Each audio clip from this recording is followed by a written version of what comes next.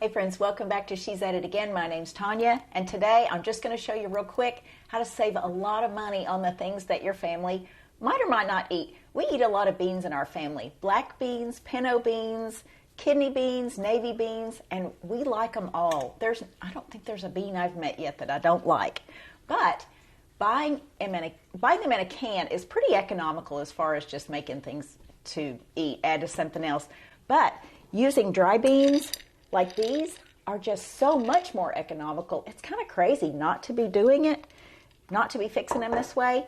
But the only trick is you have to think ahead. You can't just go in there and go, oh, I think I'll have some for lunch and make these, because they're hard as a rock. But what you want to do is soak them for a while and then cook them. And I'm, of course, going to use my slow cooker because it heats a room up. Right now it's cold outside. It's going to heat up the inside.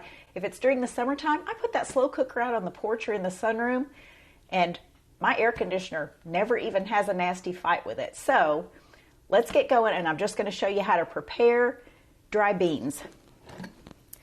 So for every cup of dry beans, that makes 3 cups of cooked beans. So do the math. We're going to make 2 cups of dried beans, which are going to turn into about 6.5 cups of cooked beans. So the first thing you want to do is, now I buy mine in a big giant bag of organic beans. Organic beans are a little bit harder to find in our local stores, especially just your big box stores. But I order mine online, or I can order from Azure online. Several different resources you can use.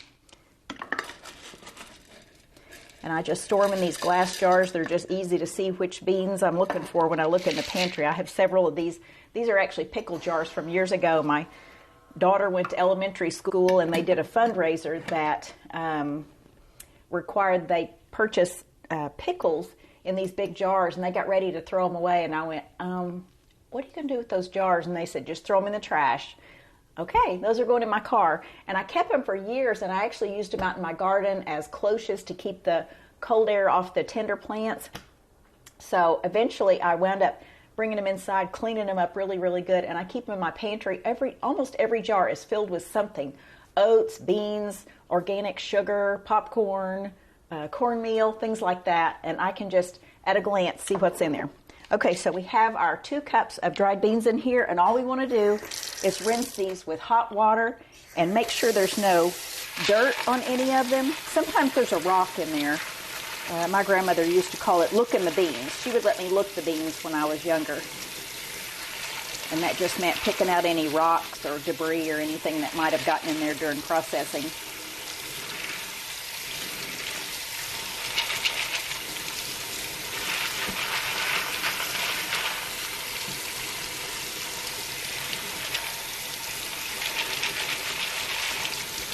Sometimes this is just dust more than anything.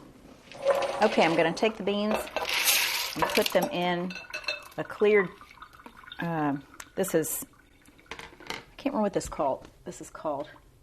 I buy these a lot for wedding gifts because they're so handy. Anyway, a big clear bowl. And I'm going to fill this with hot water. And these are going to soak for about 6 to 8 hours. I'll probably, it's about 9:30 in the morning right now. I'll soak these until right about time for me to go to bed tonight, which is really early. And then I will transfer them. I will rinse them off, put fresh water from the Berkey in there. I will cook these overnight, and I'll get up tomorrow and they'll be done, and I'll put some seasoning in them, and they'll be ready for lunch tomorrow. We have friends coming over for lunch again. So what these are going to do is just basically increase in size several times, 3 times, and then we'll cook those off tomorrow. We'll add some bacon grease to this. If you're vegetarian, by all means, you can add olive oil to it, or even just salt and some other vegetables, onions and things like that would be great. So we'll come back later on, and I'll show you transferring it over to the slow cooker, which is a simple enough process, but we'll come back and I'll show that to you. So thanks for joining us, and hang in there with us. It is almost 6 o'clock in the evening, and we're ready to put our beans in our slow cooker. They've been soaking all day just in cold water, and I got a couple of pieces of bacon. This came from my lower oven. As you know, if you've seen any of my other videos, I always keep cooked bacon in the lower of my 2 ovens, wall ovens.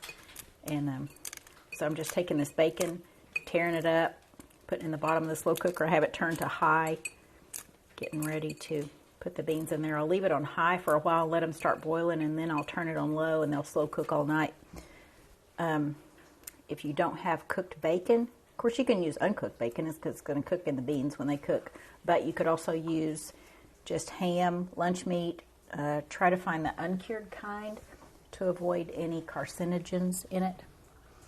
Now, let's take a look at this. Is what the beans look like after they've been soaked. Now, they were considerably smaller than this when they were dry, so they've plumped up quite a bit. And you might be thinking, why are some of them dark and some of them light?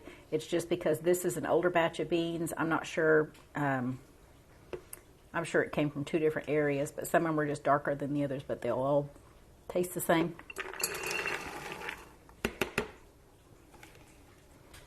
Put that in there. And I'll get some water from the Berkey, and we'll fill that up to where it's covering the top of the beans. That's really all we're interested in. They're not going to soak up a whole lot more liquid, but all we want is just to cover up the beans while they're cooking. So we'll see how much water that takes.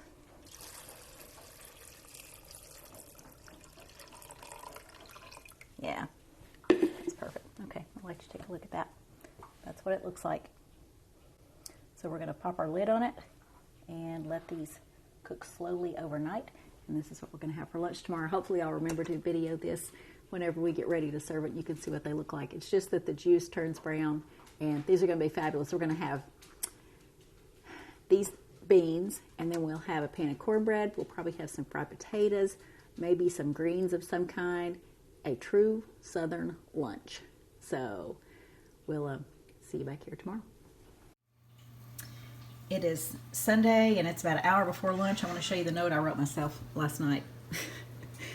Salt beans after they cook completely. Now, somebody commented on a video earlier because I'd put salt in some beans when I was putting them in a slow cooker. I know I'm not supposed to do that, but I'm not sure why I did it. They turned out fine. But if you add salt to them before they cook, it really inhibits the cooking capabilities of it. So, okay, so here's my salt. There's my little salt container down there. We're going to put our salt in there. Probably about a teaspoon and a half. I can always add more, but I can't add less. So, oh, that's what our beans look like. They're nice and soft. Let me stir those so you can get a good look at them. So if I can push this up against the side and it mashes like that, it's done. Those are going to be good. They have bacon in the bottom, and I put a little bit of bacon grease that I store in the refrigerator in there, so you can see those pieces of bacon right there in it. That's going to be good. All right. We'll still let them stay warm until our guests get here.